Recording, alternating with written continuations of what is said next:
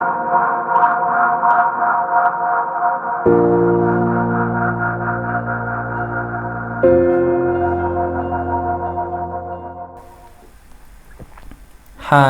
naitwa Jonathan na ukaribisha katika sehemu ya pili ya mfululizo wa tutorial series ya namna ya kufanya road geometry design kwa kutumia program ya AutoCAD Civil 3D. Katika sehemu ya pili tutajifunza namna ya kuandaa data zetu kwa ajili ya kuziimport katika program ya AutoCAD Civil 3D. Baada ya kutoka sites kufanya topographical survey ambayo unaweza ukaifanya kwa kutumia njia tofauti tofauti. Kwa mfano unaweza ukawa umetumia total station, RTK pamoja na njia nyingine tofauti tofauti ambayo itadepends na mazingira ulionayo pamoja na vifaa utavyokuwa vinakuzunguka. Ni vizuri kipindi cha kufanya data collection yako kuhakikisha control points zako zinafunga vizuri, kwa sababu kila data unayokuja kuifanyia kazi, kosa litalotokea litasababisha accuracy ya design yako izidi kupungua. Kwa hiyo ni vizuri kuhakikisha data zako kabla ya kuanza kufanya collection, control points zimefunga vizuri. Na pia surveyor anapofanya data collection na kuja ukabidhi data zako, hakikisha pia anakupa datum alizotumia kukusanya data zako. Kwa mfano kwa Tanzania tuna ARC ya 1960 katika UTM zone tofauti tofauti. Kwa mfano inaweza ikawa 35, 36, 37, depends na mkoa data zilipofanywa collection. Hii ni mifano tofauti tofauti ambayo surveyor waliweza kufanya collection ya data zao. Kwa mfano huyu alikusanya kwa kutumia total station, akafanya booking, then akazinote kwa mtindo huu.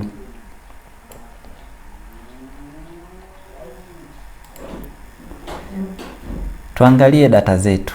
Kwa mfano kosa likitokea katika coordinates ambayo kuna northing na easting, kitachotokea ni shifting ya points. Point yako itashift kutoka sehemu iliyofanyia collection na kuhamia sehemu nyingine. Kwa hiyo ukifanya kosa katika coordinates utasababisha position ya points kuhama. Katika elevations, ukikosea elevation utasababisha kutoa uhalisia wa surface yako. Kwa mfano sehemu inaweza ikawa ina mlima, wewe ukaonyesha bonde, au ukaonyesha bonde kubwa wakati kuna bonde la kawaida. Kwa hiyo ukikosea kwa kufanya booking katika elevation, au ukiwa unaanza kukusanya data zako na elevation zisifunge vizuri, pia unaweza ukaleta tatizo hilo. Sehemu nyingine ni ya description ambayo haina tatizo kubwa sana itakuwa inakuonyesha data hii iliyopikiwa au aliyoikusanya ina maana gani au inamaanisha nini. Ni muhimu pia description zako za data, sehemu zinazotakiwa zifanane zilinganishwe pia kulingana na description. Mfano center line zako zote ziwe na description yenye kufanana, ili ikusaidie kipindi cha grouping ya data, kipindi utapofika namna ya kucreate point group katika program. Hii itasaidia zaidi. Edge na zenye kadhalika itakuwa hivyo hivyo, spots 8 na kadhalika. Vile vile wewe kama designer unatakiwa ufahamu description zote ambazo zimetumika na zinachokimaanisha, ili ufanye design yenye accuracy inayotakiwa.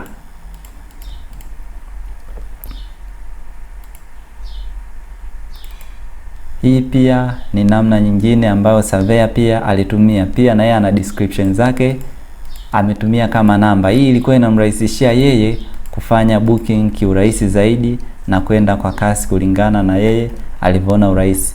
Ndio maana alipomaliza kutumia hizi, huwezi kujua namba moja na maanisha nini, ndio maana akakuwekea hizi key hapa. Kwa hiyo ukiona namba moja anakuambia utakuwa ni center line, namba 2 ni road edge, na kadhalika. Kwa hiyo ni vizuri kujifunza hizi description zinachokimaanisha ili uweze kufanya design yako vizuri. Hii pia ilifanyika kwa kutumia total station.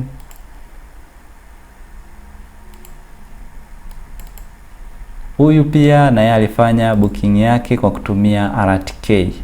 Kwa utaona huyu pia description zake alizoziweka SS, E, C na kadhalika. Kwa hiyo ni muhimu pia akakuambia hizi description, hichi kinamaanisha nini, hichi ila kama unaelewa unaweza ukaendelea na design moja kwa moja. Hizo zote ni raw data ambazo zilikusanywa kutoka site. Tuone namna ya kuandaa data zetu. Kwa mfano nikianza kuandaa data hizi hapa. Katika programu yetu vitu vya msingi unavyotakiwa vifahamu: moja, programu haitahitaji data zako ziwe zina heading kama alivyofanya hapa. Kwa hizi serial number, northing, easting, elevation na description zitaondoka. Kwa sababu gani?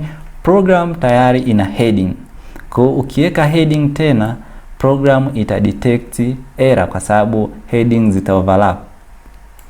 Pia program haihitaji uache gap kati ya data na data. Kwa hili gap linatakiwa liondoke. Vile vile program haitahitaji ione chainage. Program ina uwezo wa calculate chainage yenyewe kwa kutumia coordinates zako. Kwa hiyo coordinates zako zinatakiwa ziwe accurate kulingana na kazi tunayoenda kuifanya. Kwa hiyo program itakalkuletea hizo chainage, hauna haja ya kuziweka. Kwa hiyo na hizo pia utaziondoa. Hizo ndo tips za muhimu unazotakiwa uzifahamu kabla haujaanza kuandaa data zako. Usije ukaandaa data baadaye ukashangaa program ina detect error katika data. Kwa hiyo cha msingi hapa nitachokifanya, nitafungua sheet mpya ya Excel. Baada ya kufungua sheet yangu mpya, nitaandaa data kulingana na programu inachokihitaji. Kwa hiyo nitachokifanya, nitakopi data zangu hizi. Kwa hiyo nitaachana na heading zake, nitakopi hizi. Kwa hiyo nikikutana na gap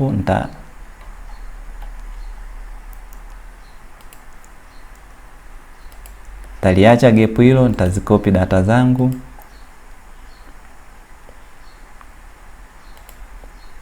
Nitaacha hii row kwa sababu ya kuja kuweka column kwa ajili ya kuja kuweka number, point number. Kwa hiyo nitakopi data zangu kuanzia hapa hivi. Then nitakopi tena.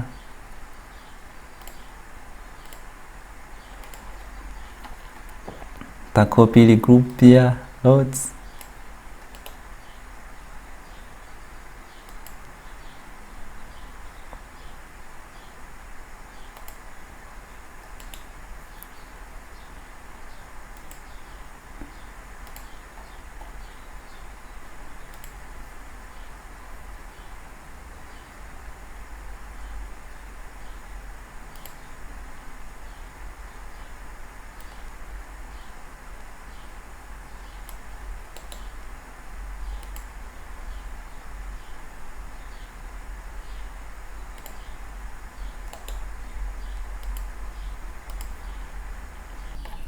Baada ya kumaliza copy data zangu zote, then nitaziwekea point number.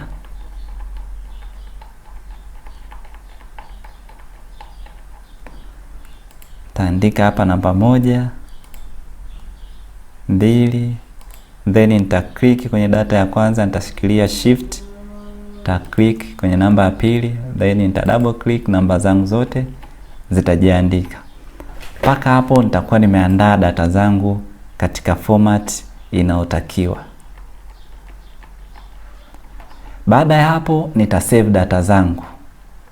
Nitaenda kwenye saving hapa, nitasave.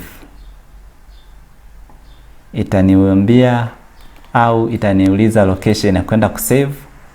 Nitachagua desktop. Naweza nikasema hii tuiite data zetu, tuziite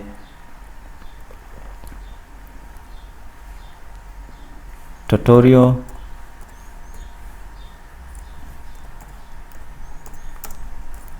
data, then nitaisave desktop. Kwenye save as types, katika save as types sio kila format AutoCAD Civil 3D itazipokea. Kwa hiyo kuna format ambayo programu itapokea, inaweza ikawa katika format ya text au CSV command limited, depends na wewe unapenda katika saving ipi ambayo programu itapokea.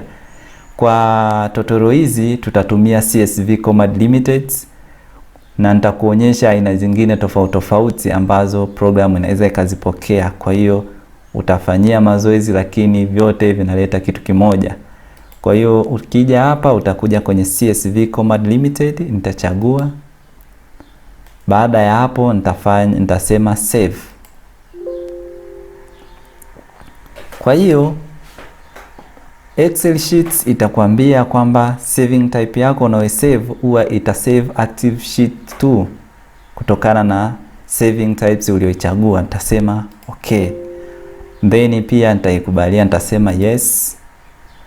Baada ya hapo nitakuwa nimemaliza kusave data zangu na zitakuwa okay, programu inaweza ikazipokea.